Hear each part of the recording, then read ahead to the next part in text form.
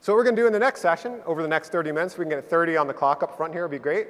We're going to look at just quick little ideas, just top-level takeaways that you can use to go back and make a change tomorrow, next day, the next week. And even if you get 1 or 2 ideas from this session, hopefully it's really helpful to you. So I'm going to jump in that first one. And John, if we can get 30 minutes on the clock up here, that'd be great. So the first one, as I mentioned, we had our MarketingSherpa survey to 2,400 consumers. And what we found out was the difference between satisfied and unsatisfied customers. This probably wouldn't surprise you, but satisfied customers are much more likely to engage with every type of channel, right? With email, watching TV ads, whatever it is, satisfied customers are a lot more likely to engage. So what this means to me is this is data that you can use. Go to your business folks, go to whoever you need to go to help influence every customer touch point. Because at the end of the day, if you're an email marketer, if you're a digital marketer, and you're only focused specifically on best practices for what you're working on, right? You can focus all that time and energy and business investment in that, and you can still underperform because there's other touch points that your customers are having with your company that are hurting you. So use that data, go to your business leaders, and make sure that every customer touch point is high value, right? But that's something we've learned here at Marketing Sherpa. Not all that wisdom comes from the stage. A lot of wisdom's out there in the audience. So we want to shine a light on some of that too. So Pamela, tell us some other wisdom from the audience. Thank you, Daniel. I'm here with Sarah Shalla from Lumens, who built a content army. Tell us about that. We weren't having a lot of luck with freelance writers or outside contractors to create content that we felt really reflected our brand. So we recruited internally. We went to every department in our company and recruited a group of what we'd call writerly types, ones that had a creative interest or were good writers, and they are our content army. So they're from merchandising and from customer service and sales, and so they're all now creating all the content we produce and bringing those different perspectives to everything that we publish or put out there. And a pretty low budget item then. Yeah, we didn't have the money to add staff members to the marketing department and specifically for content, so this group actually does get a stipend in addition to their salary for their day-to-day job, which is obviously a nice bonus, but in addition to that, it's just been like a big culture builder. Like they're kind of working and breathing what they do every day in a really public way, and everyone wants to work in marketing, and it kind of helps them like be a part of that in a really advocate kind of way. So there are brand ambassadors as well. Awesome. It's kind of like Travel Leaders Group. Brian Hegarty presented. They have their travel agents producing content for them. So look for unlikely sources of content marketing. Thank you, Sarah. Love that everyone wants to work in marketing. Joining me now is Joe McCamley, SVP of Content Marketing at Pop. So Joe, we've been talking a lot about behavioral experimentation, seeing how different things perform with your audience, but what should we think beyond the results that we see? That's a great question. Way back in 2003, I was hired by AOL to run a design and content studio for its 28 million members. And on my first day of work there, the CEO, a guy named John Miller, called me into his office and he said, Joe, what's the single biggest improvement that you and I can make to the AOL customer experience? And I had just spent about a month before joining AOL, where this was at a time when people still used AOL. And everybody I knew who knew that I was going to AOL to work on the customer experience would say, oh my God, you got to get rid of pop-up banners. They're awful. I'm never going to use AOL if they don't get rid of those. So I had the answer, and I said, John, I think we should kill the pop-up. And he said, Don, damn it, I hate those too. About 60 days later, he called me back into his office, and he said, Joe, those pop-ups, they generated twice the response of any kind of banner we've ever run on AOL. And revenue went down about 10 to 15 million last month. So pop-ups are back. And I can't claim that pop-up banners are what led AOL to being less relevant today than they were 15 years ago. But I think it was a series of decisions in favor of employee bonuses, following the data and supporting employee bonuses over the customer experience really did hurt AOL a lot. So my recommendation would be as you're going to face decisions in your career where you can be either data-centric or customer-centric, and sometimes they're going to be in conflict, you kind of have to follow your heart. And part of it too is thinking through when you see the results what the customer might be experiencing. So why might customers be clicking on those pop-ups? Yeah, exactly. It could be a mistake because we were all going mobile at the time or starting to go mobile, and a lot of people were trying to close the pop-up. They weren't trying to engage with the marketer at all, and they're just getting angry. You know? Thanks a lot, Ted. Thank you, Dan. So as we mentioned Catherine Hayes before. She was going to be our featured speaker here. But one thing I really liked from her book is we talk about optimizing every customer touch point, right? Thinking, what are some other ways that your brand touches customers? So in this case, McDonald's in Madrid, they found out that the Wi-Fi was leaking out into other businesses, right? This often happens. Customers were going on their free Wi-Fi without being customers of McDonald's. So they could have done at this point is they could have tried to shut it down. But instead, they used the actual names of the Wi-Fi accounts as marketing to try to bring people in. And I love it. The names of the Wi-Fi accounts almost became a little poem there. It says, if all you want is free Wi-Fi, just stay where you are. But if you also want a good meal, come to McDonald's. So again, think about every way that your brand touches a customer, perhaps beyond traditional channels, and how can you turn that into a very customer-first message? What do we got next, Pamela? All right, Shannon Kinzer from Sun Realty, so vacation rentals. Yep. And you took advantage of the weather for some messaging. We did. We had a really strong start to this year. January and February are usually our biggest booking months. We did start to see a downturn in March, which was expected, but anticipating a winter storm in the Northeast, which is where a lot of our demographic guests comes from, we put together an email campaign that featured bright, sunny, warm scenery and homes that were on the ocean front, and we had a really great response from that. What was your results there? So our reservations increased about 29% from one day to the next. So we were back at that about 95 reservations a day, which was our peak in January, and about 15 reservations directly related to the email, about $48,000 in gross revenues. Awesome, we'll take it. So use the weather and lots of current events. Yeah. Thanks, Shannon. Thank you.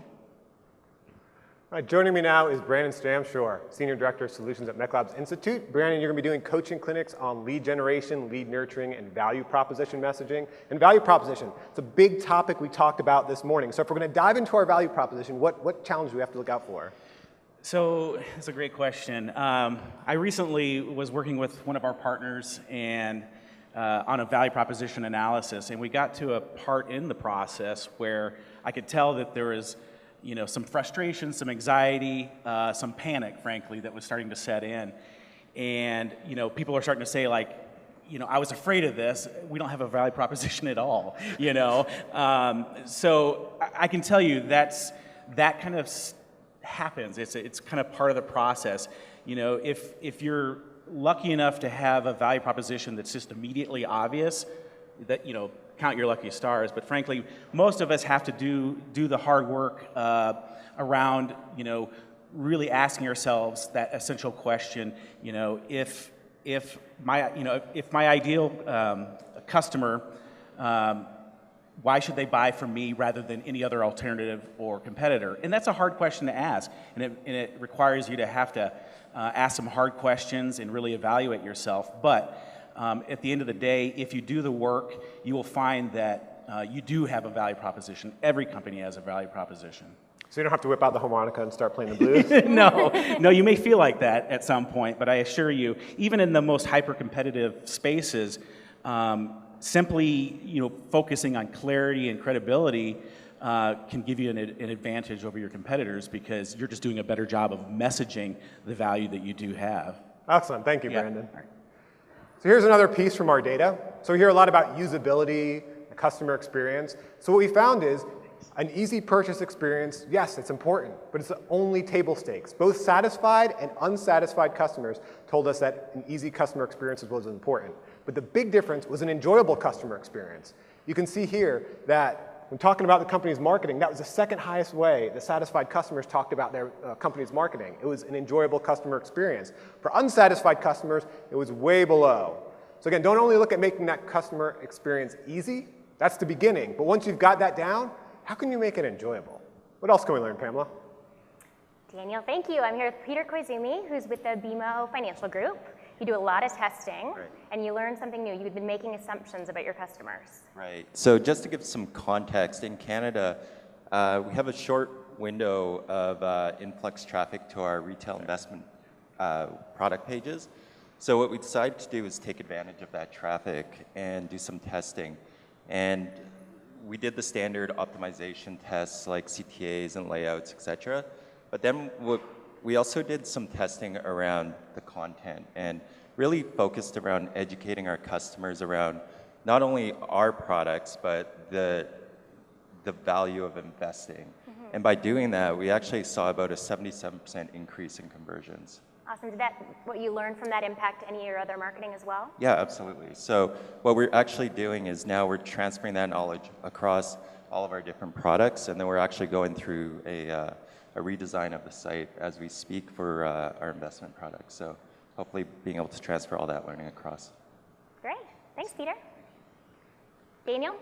All right, so Matt Hickman, Vice President of Yes Lifecycle Marketing. You're at Roundtable 1. And one thing, when we're working on email marketing, sure, we segment when we're actually sending out our marketing, but we should also segment in our reactivation campaigns? Yeah, exactly. And we like to talk about how reactivation campaigns shouldn't be an afterthought. They should be something that's like a foundational best practice from day one when you're designing your program. So really look at your audience and your activations, your reactivations, your inactives, and how you can get those people back engaged. What are some of the things you've learned by segmenting that way? Really that, in this, it's a cross-channel world. There's lots of different channels out there to reach people. You don't have to just use email. You can use direct mail, social, mobile, and even display. And we recently completed a display campaign with a client, drove a 37% lift in their reactivations using display, going out and hitting people after they became inactive after a period of time. Okay, great. Thanks, Matt. Again, Matt will be at Roundtable 1. All right, thank you. So here's something I learned over the past few months. So as you see, Mech Labs has been working with the University of Florida over the past few months, very focused on getting the word out about it. And when we started working on this, we had a pretty significant challenge. And you might have this challenge if you work with affiliate marketers or if you have different partners that actually fulfill what you're selling. We only controlled part of the funnel. Right? We control the front part of the funnel, landing page, and then ultimately we would have to send people to the University of Florida's page to apply. Right? And that was important. We couldn't just create an API or anything like that because it had to be a secure application. It had to happen on UF's page. So here's what we did. We created an iframe on one of our own landing pages, and we iframed in that UF page. So then there was no issues with security. It was actually loading UF's page. But to help people get all the way through the funnel from where they began to the end to actually have an application is we created some messaging around that iframe with a flash slider. And it walked them through this entire complex application, as a university application should be. And it gave messaging that helped reduce anxiety, helped reduce friction, helped them understand the value. So if you've got a process where you can't control part of that funnel, even if you can't control it at all, can you do anything around that part of the funnel to help give you some value messaging and to help reduce anxiety? What else can we learn from our attendees, Pamela? Annette Garrity from Woodstock is here. You have something called micro-influencers in a pretty unique program. Yes, so we're a B2B business, and so we rely on our retail partners, our customers, to have touch points with our consumers. So after almost 200 years, or over 200 years in business, we thought, what if we could make all those retail associates micro-influencers? So we partnered with the company Experticity, and we put together educational games for the retail associates to take. So they take these games, there's 3 lessons, it takes about 15 minutes, and at the end there's a quiz. And after they pass the quiz, which isn't difficult, then they have an opportunity to purchase our product at a really reduced rate. We find that getting the product in the hands of the retail associates gives them personal stories to share. And when they share a personal story, they also remember facts about your brand. And when they share personal stories, they have a lot more credibility with the end consumer. Awesome. And I know you have one particular success story. Yeah. Tell us about that. We do. So one of our largest retailers, they have several retail locations. About 8 months into this program, 50% of their stores had participated and 50% hadn't. So we use it as an opportunity to get some metrics out of it. And after they ran the sales numbers, they found that the stores that had participated in the program had a 3.5% increase in sales over the stores that didn't. So it's very successful for us. And I love the knives. Oh, thank you. Back to you, Daniel. Ryan loves the knives too, by the way. I love the knives. The knives are awesome. So I'm here with Ryan Phelan, VP of Marketing Insights at Adestra. He's got a solutions theater coming up, putting email back in the bedroom. So I don't know what that's about there. Yeah. Putting email back in the boardroom. Boardroom, Okay. bedroom, boardroom. You know, they just got it. They just got it. They're a little slower than us. Yeah. Anyway, Ryan, so we look at email addresses as ways to contact people, but you're saying we should use the email address for something more than that. Yeah, think about it. Your email address is more important than your social security number. You use it to register for your bank account, your home insurance, your car insurance, DMV, doctors, dentists, whatever, right? All that starts to create a digital profile of places you go and things you do. Now take that online. Now you start to get identified through Google. You're signed into Gmail. You're signed into Yahoo. Now they're looking at browsing history. If I have an email address, if I have a database of email addresses like you guys, what I actually have is the key to unlock all the information about that consumer. So looking at third-party data, I can take that email address and identify the consumer. That's called the addressability of the consumer, or the addressable consumer. Once I'm able to do that, I can pull in different pieces of data from presence of children in the home, location, job, income, interest categories, and I can start to build information to help me segment better. Take that a step beyond, I can now start to look at what's called media propensity or channel propensity. And what that does is it's able to say, you consumer are more predisposed to react to a message on email or banner ads or social or direct mail or whatever, right? Just because you have an email address doesn't necessarily mean that email is the channel in which you convert both micro conversion and macro conversion. So an email address, actually, for everybody in the audience, is more valuable than a social security number. You should use it in that way to unlock all the information about your consumers. A lot of value in building our list. So yeah. What about for B2B marketers now? So I know for B2B marketers, sometimes the challenge is when they're getting opt-ins, they're just getting a Gmail account or something like this. Is it important to get that actual business email address? It is. It's always, and that's a great question, great point. It's always important to get the actual first email address. The agile consumer has 3 email addresses. The real one, a junk one, and an old one, right? On the B2B side, it's the same behavior.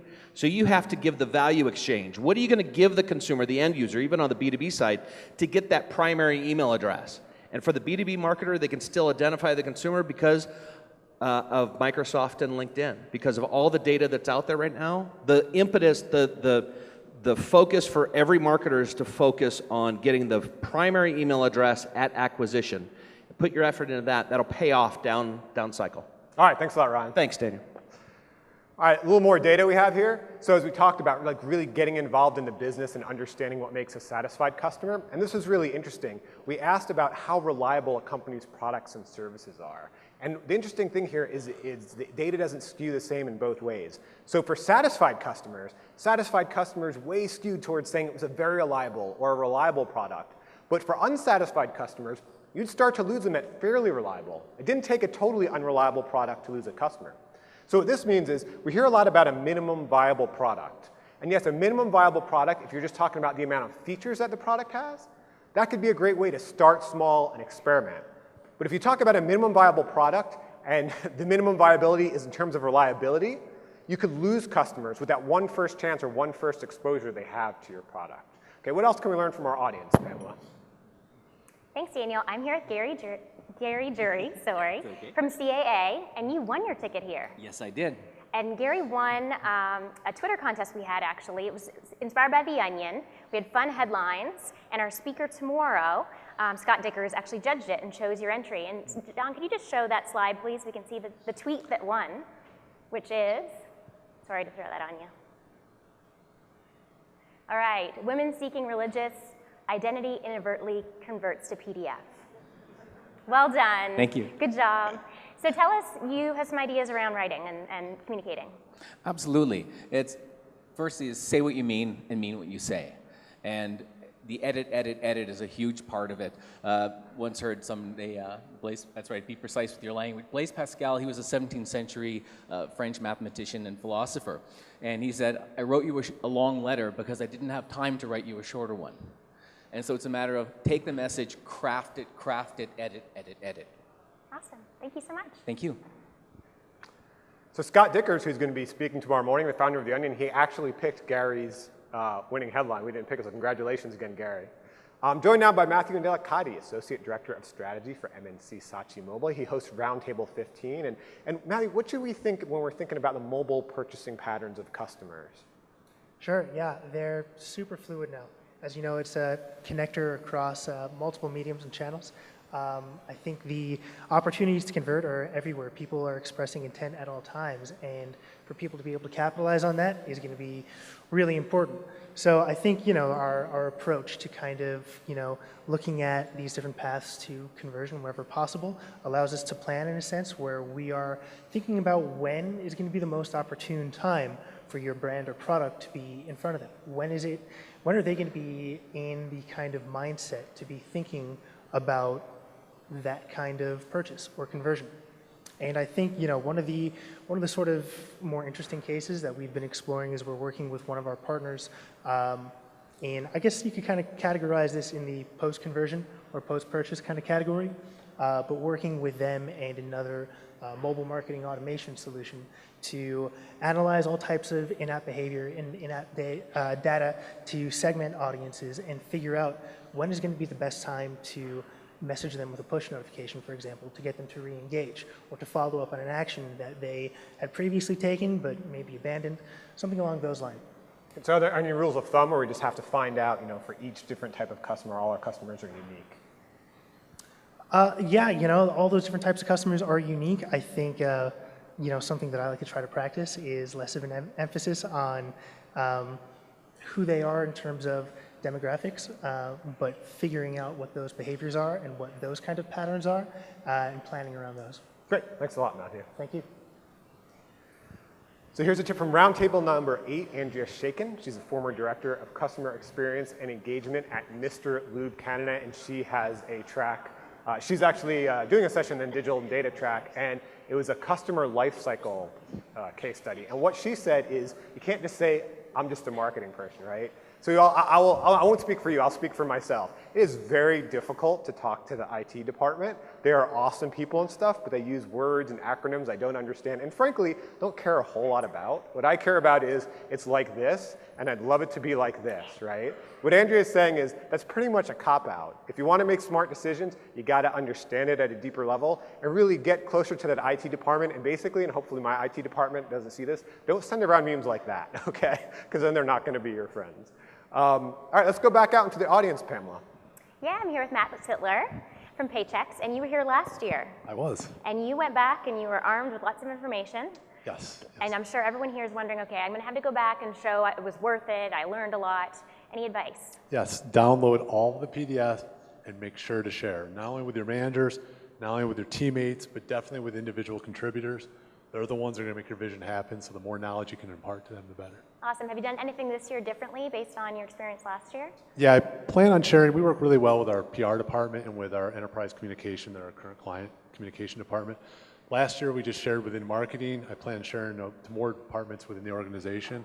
As you talk about high touch points, especially our current client communication group, it'd be very helpful for them to see a lot of this information. Awesome. Great. And come back next year, right? You know it. Great. Thank you. Daniel?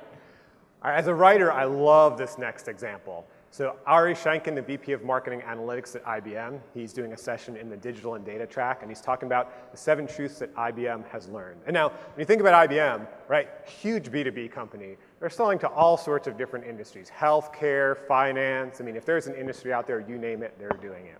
So one of the things that Ari found is use your customers' words, not your own. So in this example, you could see it was something for the HR industry, data and analytics, and they were using smarter workforce. Now the term smarter workforce, that's an IBM term, right? People aren't actually searching for that. But when they looked at HR analytics, that was searched for 1,000 times more per month in Google. So in your own industry and with your own customers, think about, are you talking about it in your language or are you talking about in theirs? When it's something like this, when it's B2B, it might be because you're doing it in your own language because it's the name of your product. But in B2C sometimes, we use complex things that customers don't care about, right? Like I've seen, for example, kidney doctors talk about renal failure instead of kidney disease. What would your customer search for? So personally, I love to, for B2C, look at things like Yelp, right, and review sites, social media, see how customers are actually talking and typing. And in B2B, I'm sure there's plenty of forums where you can actually see how customers are talking. This next example, we went back into the Wayback Machine, So as you probably know, Marketing Sherpa has been doing this for quite a while. We're getting close to, I think, 20 years of writing case studies. And so this is from one of our early case studies. So I'm not saying use this, maybe use it, maybe don't use it, it's up to you. But the advice was keep the same subject line until it stops working. So I haven't tested this, but if you test it, please let me know. So back in the early days when the internet was starting, I know I was working in direct response newspaper advertising. And so if we could run an ad for 2 to 6 weeks, that would be a pretty good ad if it still pulled leads. And I remember writing an ad, and it pulled leads for 6 months. That was great. You can just run the same ad, and you keep getting leads. And so I guess the advice here, they first emailed in the spring of 1999, and they just kept using the subject line, 5 tech stocks every investor must own, and they kept getting opens and clicks. So use that advice at your own caution. All right, Pamela, we got 3 minutes left. What do you got for us? This is my own, actually, tip. So this is actually a line that Daniel wrote. Why is your marketing voice different from your real voice? And I've actually done a lot of soul searching for myself in that way. I'm the director of marketing. You guys are my customers. And I've actually talked to a lot of you because our team made a shift this year. We stopped thinking about Summit as starting when you check in and started thinking about Summit as when you start browsing the site or when you ask a question. And so we started answering customer service emails ourselves. And so you may have heard from Aaron or Amy or Ashley or me. And we're the marketers. And it gave us so much insight because we built relationships with real people. There's an example of a gentleman I had to respond to because he didn't receive a book that he ordered. That also helps me stay honest. And when I write my emails, I think about these people. So do that. If you have customer service, and you can't maybe get on calls, but listen to calls and read emails. Obama, I think, was an example. Daniel, why don't you mention that? Yeah, I love that. So this can seem overwhelming, right? Especially for a very big company. There's a great article in New York Times Magazine in January about former President Obama and how every day he read 10 letters from constituents. And they were getting some crazy amount, 10,000 letters per day or some amazing amount. And the article really did a good job of going through and showing they had a very rigorous process to get to those 10 letters. And those 10 letters formed a narrative that really helped the president understand his customers, which were his constituents. And when you're on the individual level, it helps you strip out that marketing voice and you just speak person to person. All right, we only got another minute, Pamela. So here's another learning we had from our data. So when we asked satisfied and unsatisfied customers about the reasons they were satisfied and unsatisfied, satisfied customers on average gave us 5 reasons, right? You can check multiple things. So on average, they gave us 5 reasons. Unsatisfied customers on average gave us 3 reasons. And the reason behind this might be when you're satisfied, kind of broadly satisfied, there are many different reasons that you're satisfied. But when you're unsatisfied with a company, sometimes it just takes that one darn thing. Right? So like I was flying Delta in on here, well, I intended to. I had to switch airlines because if you know what happened with Delta. But when you see all the people that were upset about Delta, it was that one darn thing, right? So Delta's great. It has new airplanes. It's got TVs in their airplanes. It's got nice snacks, all that stuff. But that one darn thing, if you can't get me to where I'm going, that can make all the difference. So figure out what that one key thing is for your product. And Pamela, 40 seconds, what else can we learn? One last one. So this was social content track this morning. Max Anderson from Nextiva. He has this great example for B2B, talking about building relationships, especially in digital, especially for sales. It's really tough, and we've lost some of that face-to-face. So what his team has done, they've put a face to the name link in all of their salespeople's email signatures. So you click on that, and we'll roll what you see. This is Pierce. How's it going? Pierce is a sales rep at Nextiva, dedicated to providing you with amazing service. That's right. I really want to learn a little bit more about your business and how Nextiva's products can simplify your business communications. Awesome to hear. In your own words, why is Nextiva the right choice for cloud communications? It's got to be our dedication to amazing service, providing enterprise-level solutions for businesses of all sizes. Well said. Thanks again, Pierce. Have a good one. And the great thing about that is clearly Pierce, right? It's pretty unvarnished and it's just real. So they've gotten a lot more relationships built that way and actually some conversions. So. All right, so what we really tried to show in this session, one, just give you lots of different ideas on how you can improve your marketing as you get back. Hopefully if you take 1 or 2 of those ideas, it'll make a big difference. Another thing we really wanted to try to show is, like we said, not all the wisdom happens on the stage here. There's a lot of attendees out there with some great information that they can share with you. So now we're going to go out to roundtables where you can sit with them and talk about a specific pain point you have. Pamela, you want to tell us a little bit about the roundtables? Yeah, sure. We talked about them earlier. You probably have already signed up. If you haven't, there's a couple other things to do as well. There will be a solution theater going on as well. So that will be addressing the unique email needs of the enterprise marketer by message gears. That's at 2:50. And you can always go to the optimization lab or the coaching clinics and get some hands-on help that way too. And then during the break, right after the roundtables, we have another solution theater, which is the smartest CRM for one-to-one customer journeys. And so you should have your roundtable numbers. They are, I forget what, 1 to, I've forgotten. 1 to like 30, I think, on this side, and then the signs are up there. Yeah, so again, coming up in the Solutions Theater, we have those different Solutions Theaters that you mentioned now that we have the slides down. Yes. All right, thanks a lot, everyone. Thank you.